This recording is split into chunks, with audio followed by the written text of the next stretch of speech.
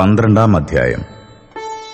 യഹോവയുടെ അരുളപ്പാട് എനിക്കുണ്ടായതെന്തെന്നാൽ, മനുഷ്യപുത്ര, നീ മത്സരഗൃഹത്തിന്റെ നടുവിൽ പാർക്കുന്നു. കാൺമാൻ കണ്ണുണ്ടെങ്കിലും അവർ കാണുന്നില്ല, കേൾപ്പാൻ ചെവിയുണ്ടെങ്കിലും അവർ കേൾക്കുന്നില്ല. അവർ മത്സരഗൃഹമല്ലോ. ആകയാൽ മനുഷ്യപുത്ര, നീ യാത്രാക്കോപ്പ് ഒരുക്കി പകൽ സമയത്ത് അവർ കാൺകെ പുറപ്പെടുക.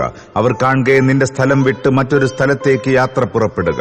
മത്സരഗൃഹമെങ്കിലും പക്ഷേ അവർ കണ്ടു ഗ്രഹിക്കുമായിരിക്കും. യാത്രക്കോപ്പ് പോലെ നിന്റെ സാമാനം നീ പകൽ സമയത്ത് അവർ കാൺകെ പുറത്തു കൊണ്ടുവരേണം.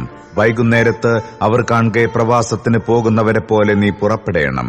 അവർ കാൺകെ നീ മതിൽ കുത്തിത്തുരന്ന് അതിൽ കൂടി അത് പുറത്തു കൊണ്ടുപോകേണം. അവർ കാൺകെ നീ അത് തോളിൽ ചുമന്നുകൊണ്ട് ഇരുട്ടത്ത് യാത്ര പുറപ്പെടേണം. നിലം കാണാതെ വണ്ണം നിന്റെ മുഖം മൂടിക്കൊള്ളേണം. ഞാൻ നിന്നെ ഇസ്രായേൽ ഗൃഹത്തിന് ഒരു അടയാളമാക്കിയിരിക്കുന്നു.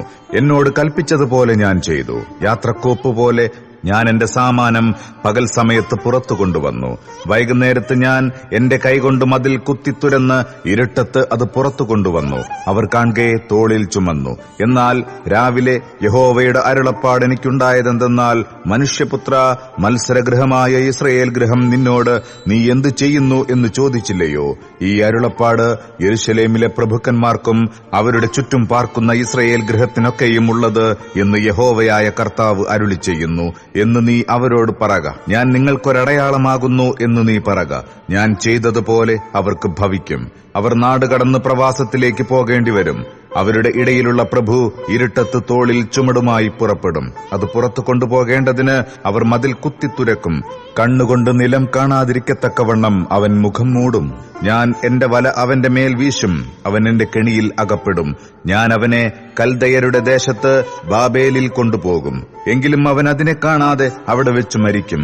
അവന്റെ ചുറ്റുമുള്ള സഹായക്കാരെയൊക്കെയും അവന്റെ പടക്കൂട്ടങ്ങളെയൊക്കെയും ഞാൻ 4 ദിക്കിലേക്കും ചിതറിച്ചു കളയും. അവരുടെ പിന്നാലെ വാളൂരുകയും ചെയ്യും. ഞാൻ അവരെ ജാതികളുടെ ഇടയിൽ ചിതറിച്ച് ദേശങ്ങളിൽ ചിഹ്നിക്കുമ്പോൾ ഞാൻ യഹോവ എന്ന് അവർ അറിയും. എന്നാൽ അവർ പോയിരിക്കുന്ന ജാതികളുടെ ഇടയിൽ തങ്ങളുടെ സകല മ്ലേച്ഛതകളെയും വിവരിച്ച് പറയേണ്ടതിന് ഞാൻ അവരിൽ ഏതാനും പേരെ വാൾ, ക്ഷാമം, മഹാമാരി എന്നിവയിൽ നിന്ന് ശേഷിപ്പിക്കും. ഞാൻ യഹോവ എന്ന് അവർ അറിയും. യഹോവയുടെ അരുളപ്പാട് എനിക്കുണ്ടായതെന്തെന്നാൽ, മനുഷ്യപുത്ര, നടുക്കത്തോടെ അപ്പം തിന്നുകയും വിറയലോടും പേടിയോടും കൂടെ വെള്ളം കുടിക്കുകയും ചെയ്യുക. ദേശത്തിലെ ജനത്തോട് നീ പറയേണ്ടത്, യെരൂശലേം നിവാസികളെയും ഇസ്രായേൽ ദേശത്തെയും കുറിച്ച് യഹോവയായ കർത്താവ് ഇപ്രകാരം അരുളി ചെയ്യുന്നു. അവരുടെ ദേശം അതിലെ സകല നിവാസികളുടെയും സാഹസം നിമിത്തം അതിന്റെ നിറവോടുകൂടെ ശൂന്യമായി പോകുന്നതുകൊണ്ട് അവർ പേടിയോടെ അപ്പം തിന്നുകയും സ്തംഭനത്തോടെ വെള്ളം കുടിക്കുകയും ചെയ്യും. ജനപുഷ്ടിയുള്ള പട്ടണങ്ങൾ ശൂന്യവും ദേശം നിർജ്ജനവുമായി തീരും. ഞാൻ യഹോവ എന്ന് നിങ്ങൾ അറിയും. യഹോവയുടെ അരുളപ്പാട് എനിക്കുണ്ടായതെന്തെന്നാൽ, മനുഷ്യപുത്ര, കാലം നീണ്ടുപോകും, ദർശനമൊക്കെയും ഒക്കാതെ പോകും എന്ന് നിങ്ങൾക്ക് ഇസ്രായേൽ ദേശത്ത് ഒരു പഴഞ്ചൊല്ലുള്ളത് എന്ത്? അതുകൊണ്ട് നീ അവരോട് പറയേണ്ടത്, യഹോവയായ കർത്താവ് ഇപ്രകാരം അരുളി ചെയ്യുന്നു, ഞാൻ ഈ പഴഞ്ചൊല്ല് നിർത്തലാക്കും. അവർ ഇസ്രായേലിൽ ഇനി അത് ഒരു പഴഞ്ചൊല്ലായി ഉപയോഗിക്കയില്ല.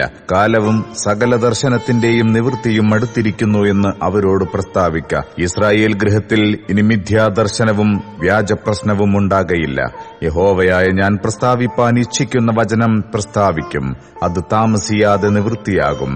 മത്സരഗൃഹമേ, നിങ്ങളുടെ കാലത്തു തന്നെ ഞാൻ വചനം പ്രസ്താവിക്കുകയും നിവർത്തിക്കുകയും ചെയ്യുമെന്ന് യഹോവയായ കർത്താവിന്റെ അരുളപ്പാട്. യഹോവയുടെ അരുളപ്പാട് എനിക്കുണ്ടായതെന്തെന്നാൽ, മനുഷ്യപുത്ര, ഇസ്രായേൽ ഗൃഹം ഇവൻ ദർശിക്കുന്ന ദർശനം വളരെ നാളത്തേക്കുള്ളതും ഇവൻ പ്രവചിക്കുന്നത് ദീർഘകാലത്തേക്കുള്ളതുമാകുന്നു എന്ന് പറയുന്നു. അതുകൊണ്ട് നീ അവരോട് പറയേണ്ടത്, യഹോവയായ കർത്താവ് ഇപ്രകാരം അരുളി ചെയ്യുന്നു, എന്റെ വചനങ്ങളിൽ ഒന്നും ഇനി താമസിക്കയില്ല. ഞാൻ പ്രസ്താവിക്കുന്ന വചനം നിവൃത്തിയാകുമെന്ന് യഹോവയായ കർത്താവിന്റെ അരുളപ്പാട്.